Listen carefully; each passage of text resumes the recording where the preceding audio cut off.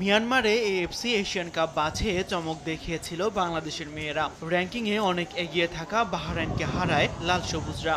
আর ৭৩ ধাপ এগিয়ে থাকা স্বাগতিক মিয়ানমারকে হারিয়ে ইতিহাসই গড়ে পিটার বাটলারের দল। এরই পুরস্কার মিলল বৃহস্পতিবার ফিফার হালনাগাদ র্যাঙ্কিংয়ে। আগস্টে নারী দলের ফিফার র্যাঙ্কিংয়ে সবচেয়ে উন্নতি করা দলের নাম বাংলাদেশ।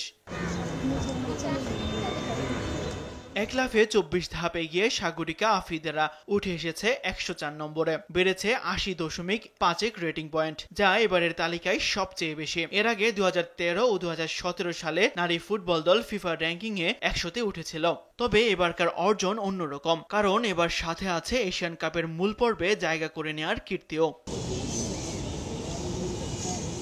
দক্ষিণ এশিয়ার দেশগুলোর মধ্যে বাংলাদেশের চেয়ে এগিয়ে আছে শুধু ভারত ও নেপাল। ৭ ধাপে এগিয়ে ৬৩ নম্বরে ভারত, আর ১৩ ধাপে এগিয়ে ৮৭ নম্বরে নেপাল। মেয়েদের ফিফার র্যাঙ্কিংয়ের শীর্ষস্থানে এসেছে পরিবর্তন। যুক্তরাষ্ট্রকে সরিয়ে ১ নম্বরে উঠে এসেছে সদ্য ইউরো রানার্স আপ স্পেন। ৩ ধাপ এগিয়ে ৩-এ জায়গা করে নিয়েছে সুইডেন। মেয়েদের ইউরো চ্যাম্পিয়ন ইংল্যান্ড ১ ধাপ এগিয়ে আছে ৪ নম্বরে। ২ ধাপ পিছিয়ে সেরা ৫-এ জায়গা হয়েছে জার্মানির। আর কোপা আমেরিকা জয়ী ব্রাজিল ৪ থেকে নেমে গেছে র্যাঙ্কিংয়ের সাথে।